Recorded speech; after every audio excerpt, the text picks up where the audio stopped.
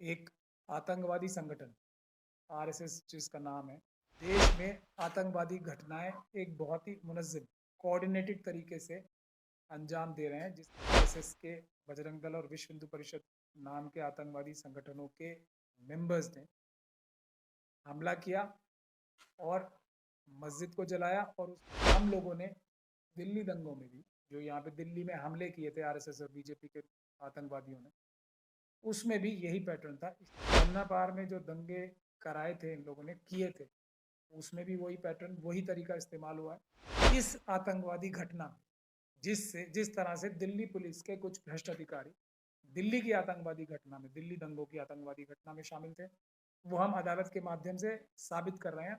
जो बिहार की सरकार है, नीतीश जी की सरकार है, वो तो इनके खिलाफ आतंकवादी गतिविधियों का मुकदमा दर्ज कर ही सकती है आराम से, क्योंकि एक कॉन्स्पिरेसी है जो कि पूरे देश में एक तरीके से ही ये घटनाएं हो रही हैं। इनके जो सरगना है, जो नागपुर और दिल्ली और दूसरी जगहों पे बैठे हुए हैं, उनको भी पकड़ा जा सकता है। सीबीआई में ट्रांसफर करने का सीधा सीधा मतलब है कि ये अमित शाह साहब के कंट्रोल में चली जाए इन्वेस्टिगेशन। इस केस की इन्वेस्टिगेशन अमित शाह साहब के हाथ में चली जाए, तो सीबीआई में तो किसी भी हालत में इसका ट्रांसफर नहीं होना चाहिए। इस केस में डीएम और एसएसपी अरेस्ट होने चाहिए, क्योंकि उनकी पूरी शमूलियत या शामिल हैं। पुलिस और प्रशासन उसमें सोया रहे, ये डायरेक्टली इन्वॉल्वमेंट है। जिम्मेदारी लेने को मैं तैयार हूँ कि मैं इसके पीछे सारे मुलजिमों को, जो जो आतंकवादी इसमें शामिल हैं, उनको जेल की सलाखों के पीछे भिजवाने के लिए अपनी पूरी ताकत लगाऊं।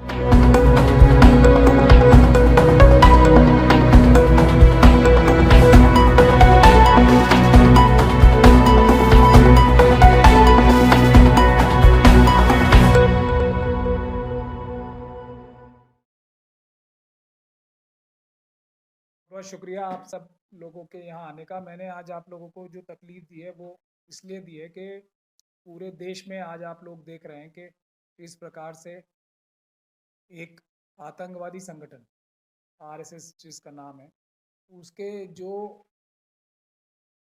अलग अलग तंजीमें हैं, बजरंग दल, विश्व हिंदू परिषद और इस तरह की जो दूसरी उसकी बहुत सारी तंजीमें हैं, वो किस तरीके से देश में आतंकवादी घटनाएं एक बहुत ही मुनज़्ज़म कोऑर्डिनेटेड तरीके से अंजाम दे रहे हैं। जिसकी एक बहुत बड़ी मिसाल, जिससे मुझे बहुत बड़ा धक्का लगा, वो अजीज़िया मस्जिद है बिहार शरीफ में, जहां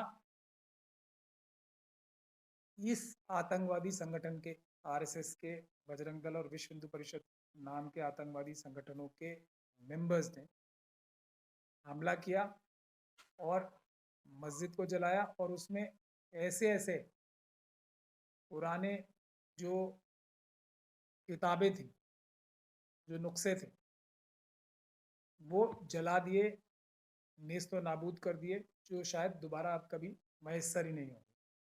तो इतना बड़ा नुकसान ना सिर्फ मुस्लिम कम्युनिटी का बल्कि पूरे देश का, क्योंकि ये धरोहर पूरे देश की, उसका नुकसान ये आतंकवादी संगठन कर सकते हैं और इन्होंने किया। लेकिन कार्रवाई अभी तक नहीं हुई। अगर हम लोगों का देखा जाए, हम लोगों ने दिल्ली दंगों में भी, जो यहाँ पे दिल्ली में हमले किए थे आरएसएस और बीजेपी के आतंकवादियों ने, उसमें भी यही पैटर्न था। इसी तरीके से बम लाए गए थे। जो उनके ऑफिस बेयरर्स थे, नंद किशोर गुर्जर जो उनके एमएलए हैं, जो लोनी से आए थे, गुंडे और बम लेके उनकी पूरी टीम आई थी, और भी बहुत सारी टीमें आई थी। वही पैटर्न, बिल्कुल सेम पैटर्न मस्जिद अजीजिया के ऊपर भी इस्तेमाल हुआ है। जमुना पार में जो दंगे कराए थे इन लोगों ने, किए थे, उसमें भी वही पैटर्न, वही तरीका इस्तेमाल हुआ है। ये सब जैसे हमने यहाँ पे काबिल मिश्रा और दूसरे लोगों के खिलाफ कानूनी कार्रवाई जारी रखी हुई है अभी भी, जिसके तहत इनके ऊपर आतंकवाद की घटना करने का कार्रवाई करना चाहती है, तो मैं ये कहना चाहता हूँ कि ये आतंकवादी घटना है। इस आतंकवादी घटना जिस तरह से दिल्ली पुलिस के कुछ भ्रष्ट अधिकारी दिल्ली की आतंकवादी घटना में, दिल्ली दंगों की आतंकवादी घटना में शामिल थे, वो हम अदालत के माध्यम से साबित कर रहे हैं। और अभी पूरी दुनिया देखेगी कि इनके ऊपर भी आतंकवाद के मुकदमे लगेंगे। उसी तरीके से जो बिहार की सरकार है, नीतीश जी की सरकार है, वो तो इनके खिलाफ आतंकवादी गतिविधियों का मुकदमा दर्ज कर ही सकती है आराम से। और क्योंकि ये एक कॉन्स्पिरेसी है जो कि पूरे देश में एक तरीके से ही ये घटनाएं हो रही हैं, बिल्कुल एक ही तरीका है, जैसे कॉपी बुक तरीका होता है ना, वही तरीका है। तो इनके जो सरगना है, जो नागपुर और दिल्ली और दूसरी जगहों पे बैठे हुए हैं, उनको भी पकड़ा जा सकता है अगर ये इन्वेस्टिगेशन ठीक से बिहार की आतंकवादी निरोधक दस्ता जो हर एक स्टेट में होता है, उसको ये इन्वेस्टिगेशन ट्रांसफर होनी चाहिए। इसमें आतंकवाद की धाराएं लगनी चाहिए, 120 बी कॉन्स्पिरेसी की धाराएं लगनी चाहिए। ये ही इसका सही इलाज है, यही इसका सही तरीका है। अगर ये केस, कुछ लोगों से मुझे बात करके पता लगा कि ये केस सीबीआई में ट्रांसफर करने की भी बात हो, सीबीआई में ट्रांसफर करने का सीधा सीधा मतलब है कि ये अमित शाह साहब के कंट्रोल में चली जाए इन्वेस्टिगेशन। मुझे पूरी उम्मीद है कि नीतीश कुमार साहब और उनके जो चीफ सेक्रेटरी हैं, वो ये हरगिज नहीं चाहेंगे कि इस केस की इन्वेस्टिगेशन अमित शाह साहब के हाथ में चली जाए। तो सीबीआई में तो किसी भी हालत में इसका ट्रांसफर नहीं होना चाहिए। लोकल प्रशासन जैसे दिल्ली में शामिल था आतंकवादी घटना में, वैसे ही वहां का भी शामिल है। वो भी इस केस में डीएम और एसएसपी अरेस्ट होने चाहिए, क्योंकि उनकी पूरी शमूलियत या शामिल है, ऐसा मैं पहली दृष्टि में यानी कि प्राइमा फेसाई अंदाजा लगा सकता हूँ। उसके सबूत पब्लिक डोमेन में भी हैं, क्योंकि ये नहीं हो सकता कि इतनी बड़ी मस्जिद ऐसे जलाई जाए और पुलिस और प्रशासन उसमें सोया रहे। ये डायरेक्टली इन्वॉल्वमेंट है, और उनकी इन्वॉल्वमेंट अगर नहीं दिखाई जाती तो फिर वो फ्री एंड फेयर इन्वेस्टिगेशन नहीं होगी, ऐसा भी मेरा मानना है। और मैं ये भी वादा करता हूँ बिहार शरीफ के लोगों से कि मैं बहुत जल्दी मस्जिद अजीजिया आऊँगा और इसका जिम्मेदारी लेने को मैं तैयार हूँ कि मैं इसके पीछे सारे मुलजिमों को, जो जो आतंकवादी इसमें शामिल हैं, उनको जेल की सलाखों के पीछे भिजवाने के लिए अपनी पूरी ताकत लगाऊं।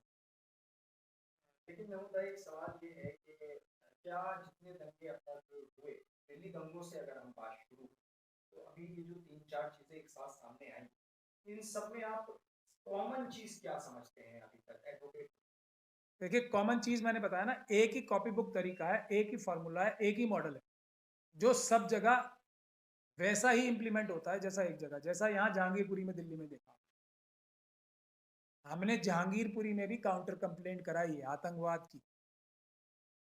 टाइम लगेगा, मैं ऐसा नहीं कह रहा हूं, क्योंकि अभी सभी संस्थान जो हैं देश के दबाव में, तो टाइम लगेगा। लेकिन जहांगीरपुरी में भी यही फार्मूला था। देखिए, मैं फार्मूला बताता हूँ। एक तो पीसफुल जो धार्मिक जुलूस निकल रहा हो, सब जगह निकलता है, उसमें जो श्रद्धालु होते हैं, जो धर्म के मानने वाले होते हैं, वो अपना पीसफुल जुलूस निकाल रहे होते हैं। इसमें पीसफुल जुलूस में जिनका एक रूट होता है जो प्रशासन बताता है, उस जुलूस में हर जगह 100, 200, 500 अलग अलग जगहों पे, या 50 या 60 या 70 इस तरह के बजरंग दल और विश्व हिंदू परिषद और ऐसी तंजीमों के जो आरएसएस से कनेक्टेड है गुंडे आते हैं, आतंकवादी आते हैं, वो जुलूस में शामिल होते हैं। वो जुलूस को, अगर जुलूस के रास्ते में ही कोई मस्जिद पड़ रही है, तो वहां पे यही मुट्ठी भर जो 100, 200, 500 लोग होते हैं जो आतंकवादी इस जुलूस में शामिल होते हैं। बाकी श्रद्धालुओं को इस काम में जरा भी दिलचस्पी नहीं होती, उनका ध्यान तो सिर्फ अपनी धार्मिक गतिविधि में होता है। ये लोग आते हैं, यही मुट्ठी भर लोग कुछ शरारत करते हैं मस्जिदों पे जान के। एक ही पैटर्न है, आप देखेंगे सब जगह, सब जगह उसी तरह के नारे, उसी तरह के झंडे, उसी तरह का हमला, एक ही जैसा। अब आप कंपेयर कीजिएगा, सब चीजें तो पब्लिक डोमेन में वीडियो वायरल हो रहा है। वो आते हैं, ये आरएसएस द्वारा भेजे गए हो, उनकी तंजीमों द्वारा भेजे गए हो, ये अटैक करते हैं। और फिर कुछ कुछ जगह जहां defence, right to private defence, जो कि एक हर एक नागरिक का अधिकार, वो उसको राइट टू प्राइवेट डिफेंस में, क्योंकि अपनी माँ बहन बेटियों की इज्जत लुटवाने से या अपने घरों को जलवाने से को रोकने के लिए कुछ कार्रवाई की जाती है, वो राइट टू प्राइवेट डिफेंस में कवर्ड है। उसको ये क्रिमिनल मीडिया, जो मेन स्ट्रीम मीडिया कहती है अपने आप, सिर्फ उतने पोर्शन को ये दिखाती है। यही पैटर्न है ना, कोई और पैटर्न तो नहीं है। ये किसके अंडर है? सब आरएसएस। ये जो बड़े बड़े आपको टाई लगा के और कोट पहन के और बड़ी बड़ी अच्छी सूट पहन के महिला और पुरुष एंकर दिखाई देते हैं, ये सब इसी आतंकवादी घटनाओं में शामिल हैं। इनका एक्टिव रोल, ये भी आतंकवादी है और हम लोग साबित करेंगे। हम लोग उस चीज के पीछे पूरी कानूनी कार्रवाई कर रहे हैं। ये एक ही पैटर्न फिर आता है, फिर पूरे टीवी चैनल्स पे बार बार ये दिखाया जाता है कि मुसलमानों ने, मुस्लिम कम्युनिटी के लोगों ने एक जो धार्मिक जुलूस निकल रहा था उस पर हमला किया। पूरी असली कहानी छुपाई जाती है कि ये आतंकवादी बजरंग दल और विश्व हिंदू परिषद के कैसे हमला करके आग लगाते हैं और सब काम करते हैं। फिर उसका एक माहौल बनाया जाता है। उसके पक्ष में फिर एक और जो आतंकवादी हैं, जो इनके जो स्पोक्स पर्सन है बीजेपी आरएसएस और इनके दूसरे जो फंडेड या इनके प्रोजेक्टेड जो लोग हैं, इनको इंटेलेक्चुअल्स बताया जाता है, वो टीवी डिबेट्स में जस्टिफाई करते हैं। कुछ लोग ऐसा भी जस्टिफाई करते हैं कि ये जो बजरंग दल और विश्व हिंदू परिषद के आतंकवादियों ने ये हमला किया, ये भी जस्टिफाइड है, अपने बड़े बड़े अच्छे रीजंस देके। जो छदम और झूठे रीजंस देते हैं ना बड़े बड़े अच्छे, वो दे के कि ऐसा और वैसा। तो ये सब लोग भी आतंकवादी, ये सब बहुत सारी घटनाएं हैं, बहुत सारे लोग हैं जो अलग अलग अपना रोल कोऑर्डिनेटेड तरीके से। फिर जो दूसरे एक लोग आतंकवादी, दूसरे ग्रुप है जो सरकारी अधिकारी हैं भ्रष्ट, वो इनके ऊपर प्रॉपर धाराएं नहीं लगाते, आतंकवाद की धाराएं नहीं लगाते। तो इसके बाद ये सारी आतंकवाद की एक पूरी कोऑर्डिनेटेड घटना को अंजाम दिया जाता है।